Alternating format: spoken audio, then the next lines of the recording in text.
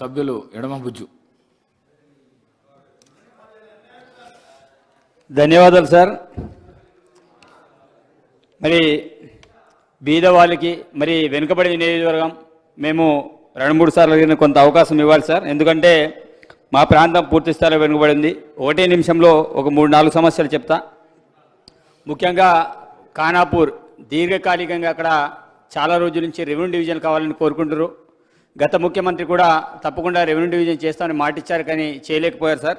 కాబట్టి revenue division Khanapur ఏర్పాటు చేయాలి. అదేవిధంగా రంగాయపేటని గ్రామ పంచాయతీగా ఏర్పాటు చేయాలి సార్.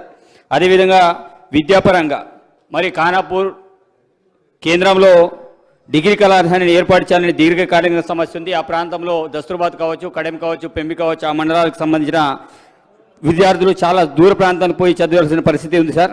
కాబట్టి కంపల్సరీ డిగ్రీ కళాశాల ఏర్పాటు చేయాలి.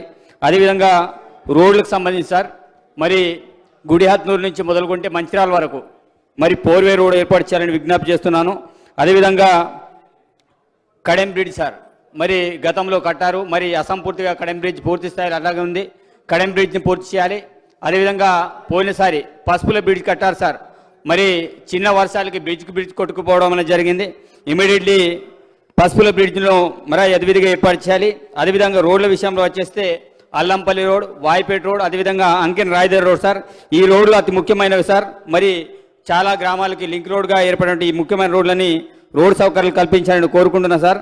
అదేవిధంగా మా ప్రాంతంలో సార్ ఇంకోటి అతి ముఖ్యమైన సమస్య బిఎడ్ కళాశాల సార్. మరి డిఎడ్ కళాశాల మరి ఆ రోజుల్లో ఏర్పాటు చేశారు, మరి దాన్ని రద్దు చేశారు. నేను నిన్న కూడా గుర్తు చేయడం అనేది జరిగింది.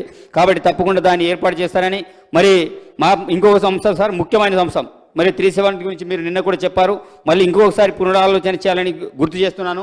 ఎందుకంటే 317 అంటే సంగారెడ్డి హైదరాబాద్కు ఒక కోరియర్గా తీసుకొని మరి వీళ్ళకి ప్రత్యేకమైన ఇది చేసుకుంటూ మిగతా రూరల్ జిల్లాలు ఏవైతే ఉన్నాయో 370 తోటి చాలామంది పోలీసులే కావచ్చు, ఉద్యోగులు కావచ్చు, టీచర్లు కావచ్చు చాలా రకాలుగా బాధపడుతున్నారు. కాబట్టి 370 ఇమీడియట్లీ రద్దు చేయాలని మేము కోరుకుంటున్నాం సార్. అదేవిధంగా 46 సార్ పొద్దున్న లేస్తే పోలీస్ వాళ్ళు డిపార్ట్మెంట్ వాళ్ళు విద్యా అభ్యర్థులు ఫోన్ చేస్తున్నారు, మేము చచ్చిపోతాం, ఆత్మహత్య చేసుకుంటాం. మరి ఆ జీవో దేనికోసం తీసుకొచ్చిన వాళ్ళందరూ కూడా బాధపడుతున్నారు సార్. 46 జీవోని తప్పకుండా ఇచ్చేయాలని కోరుకుంటున్నాం సార్. ఎందుకంటే మా ప్రాంతానికైతే ప్రత్యేకించి ఎందుకంటే ఉమ్మడి ఆదిలాబాద్ జిల్లా గౌరవ ముఖ్యమంత్రి దత్తత తీసుకున్నారు.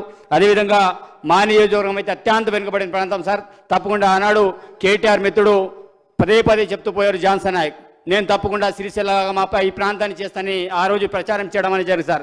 మేము కూడా తప్పకుండా కాంగ్రెస్ ప్రభుత్వం ఏర్పడిన వెంటనే తప్పకుండా సిరిసిల్ల కంటే ధీటుగా మా ప్రాంతాన్ని డెవలప్మెంట్ చేస్తానని ఆ ప్రాంత ప్రజలందరూ కూడా మాట ఇవ్వడం అనేది జరిగింది సార్. కాబట్టి సిరిసిల్ల కంటే ధీటుగా ఖానాపూర్ నియోజకవర్గం అంత డెవలప్మెంట్ కావాలి, ఆ రకంగా మా ప్రాంతానికి నిధులు ఇవ్వాలని కూడా ఈ సందర్భంగా మీకు విజ్ఞప్తి చేస్తూ ధన్యవాదాలు తెలియజేస్తున్నాను అధ్యక్ష. మినిస్టర్ గౌరవ